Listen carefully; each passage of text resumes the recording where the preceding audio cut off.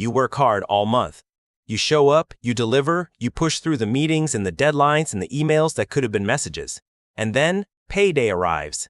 That one moment you've quietly been looking forward to. You check your bank account. And the number's sitting there.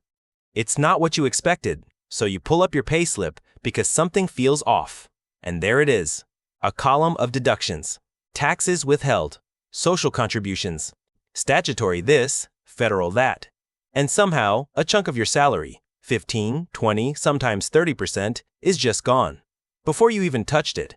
And the feeling that hits you isn't really anger. It's more like confusion wrapped in resignation. Like someone changed the rules of a game you never agreed to play, and everyone around you just seems to be okay with it, so you quietly accept it too. That feeling, right there, is where this video begins. Because today, we're not going to talk about taxes the way a textbook does, or the way a government pamphlet tries to. We're going to talk about it the way it actually makes sense. Using a pizza. A real, hot, 8-slice pizza. And by the time we're done, I promise you'll never look at your payslip the same way again. Here's what most people get wrong about taxes. They think of it as money being taken from them. Stolen even. And honestly, that frustration makes complete sense. Because nobody sat you down and explained where it goes. Nobody showed you the math. You just started earning, and one day you noticed your take-home was quietly, consistently less than what your offer letter said. And that gap, that unexplained gap, is where resentment lives. But here's the thing. That resentment usually isn't about the money itself. It's about the confusion. It's about feeling like you're losing something without understanding why. And the human brain doesn't deal well with unexplained loss. Psychologically, we feel losses twice as sharply as we feel equivalent gains. It's called loss aversion. And the way most people first experience taxes triggers it perfectly. You get an offer for $60,000 a year. Your brain locks on to $60,000. Then your first paycheck arrives, and the math tells you you're on track for $44,000. Your brain doesn't register. I received $44,000. It registers, I lost $16,000. Every single year, before you even start living. So the problem isn't just taxes. The problem is that nobody ever gave you a mental model, a way to actually visualize what's happening to your money and why. And without that model, taxes feel random, unfair, and deeply personal. That's what the pizza is for. Imagine your salary is a pizza. 8 slices, fresh out of the oven. This is everything your employer agreed to pay you for your time, your skills, your effort. All 8 slices. Yours, in theory. Now, before you even open the box, someone takes a slice or two off the top. Not because they're stealing from you, but because there's an arrangement in place. One that was decided long before you showed up. That's your income tax. Depending on where you live and how much you earn, it's usually somewhere between 1 and 3 slices. Maybe more if you're doing very well. Now here's where it gets interesting. And where most people's mental models completely fall apart. A lot of people assume income tax works like a flat fee. Like if you're in a 30% tax bracket, 30% of everything you earn gets taxed at 30%. And that idea, that single misunderstanding, causes more financial anxiety than almost anything else. That's not how it works. At all. Tax brackets are layered. Think of it like this. The first slice of your pizza gets taxed at a very low rate, maybe even 0. The second slice gets taxed a little more. The third, a little more than that. It's only the last slice, the one at the top of your income, that gets taxed at the highest rate. The bracket you're in only applies to the income inside that bracket, not to everything you earned. So when someone says, I got a raise, but now I'm in a higher tax bracket, so I'm going to take home less, that's the confusion talking. You will always take home more with a higher salary. Always. The bracket only bites the slice at the top, not the whole pizza. This one realization, honestly, is worth the entire video. But let's keep going because there's more on that pizza box. After income tax, you'll usually find other deductions. Social security contributions, pension funds, healthcare levies. Whatever your country calls them, they're typically another half slice to a full slice. These feel frustrating because they're compulsory. You didn't choose them. But these are essentially your future self getting a slice set aside. Whether that's for retirement, medical emergencies, or unemployment support. It's deferred pizza. You'll get it back just later and in a different form. Then there's the employer side, which most people never think about. Your employer isn't just paying your salary. In many countries, they're paying an additional 10 to 20% on top of your salary to the government. Contributions toward the same social systems. So the real cost of you to your employer is often significantly higher than what your offer letter says. This doesn't directly affect your paycheck, but it matters when you understand the full picture of what your labor is actually worth. Now, after all of this, what's left is your net pay, your take-home. Let's say out of 8 slices, you're left with 5 or 5.5. That's your actual pizza to eat today. But wait, we're not done yet. Because taxes aren't just income tax. Every time you spend those 5 slices, you encounter a different kind of tax. It might show up at the checkout counter, added onto your grocery bill.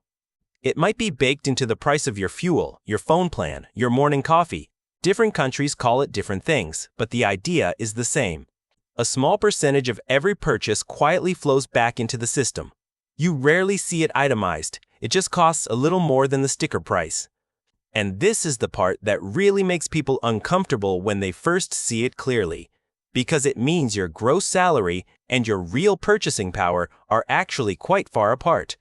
The 8 slices you started with might effectively feel like 4.5 by the time you account for everything.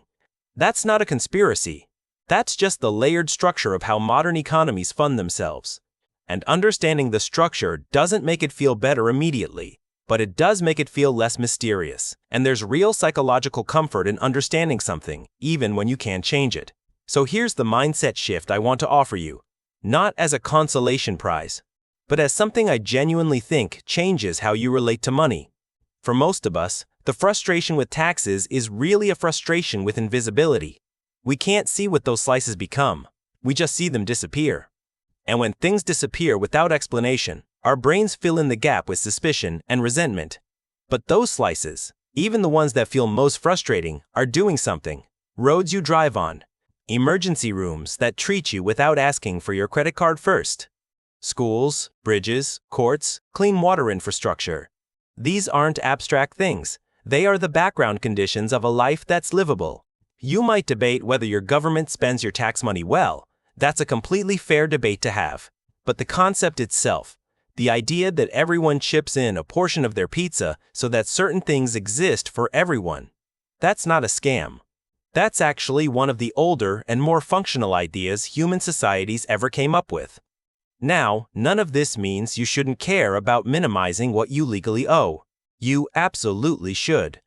There are legitimate ways to reduce your tax burden through retirement contributions, deductions, tax-advantaged accounts, and understanding those tools is genuinely worth your time. Every slice you can legally keep is a slice you can put to work for yourself. But the shift I'm talking about is this. Stop thinking of your net pay as a reduced version of your real salary. Start thinking of your net pay as your actual salary and build your financial life around that number. Because the moment you accept that as your reality, rather than fighting a mental war against a deduction you can't change, something interesting happens. You stop feeling robbed, and you start making clearer decisions. That psychological shift from, I should have 8 slices, to, I have 5, and let me do something meaningful with 5, is worth more than most financial advice you'll ever read. So what does this actually look like in practice? A few things. First, know your real number. Not your gross salary, your net pay. That's your actual financial starting point. Everything, your rent, your savings, your spending, should be built around what actually lands in your account. If you've been budgeting based on your gross salary and wondering why you're always short, this is probably why. Second, understand what's deductible. Most countries have legitimate ways to lower your taxable income. Contributions to retirement accounts, health-related expenses, sometimes home loan interest, education costs. These aren't loopholes. They're built into the system intentionally. Spend an hour, just one focused hour, either researching what applies to you or asking someone who knows. That 1 hour could be worth thousands over the course of a year. Third, don't let the bracket myth paralyze your ambition. I've seen people genuinely hesitate before asking for a raise because they were worried about moving into a higher tax bracket. If that's ever crossed your mind, let it go today. A higher income, after taxes, is always better than a lower one. The math will always work in your favor. Fourth, build your savings rate on take-home, not gross. If you want to save 20% of your income, that's 20% of what you actually receive, not what your contract says. Be honest with yourself about that. It sounds small, but it removes a layer of confusion that quietly derails a lot of financial plans. And fifth, stay curious, not anxious. Tax laws change, deductions change. What's available to you this year might be different next year. Not in a scary way, but in a way that rewards people who pay mild attention. You don't need to become an expert. You just need to care enough to check in once a year, maybe at tax time, and ask, is there anything I'm missing? Here's what I want you to take away from this. Not just the pizza analogy, not just the tax bracket math, but the feeling underneath all of it. A lot of financial stress isn't really about money. It's about not understanding what's happening to your money. And when you don't understand something, your brain invents explanations, usually ones that make you feel powerless, cheated, or behind. And you carry that weight quietly, every month, without ever really knowing what it is. Today, hopefully, some of that weight got a little lighter. Taxes are not your enemy. Confusion about taxes is.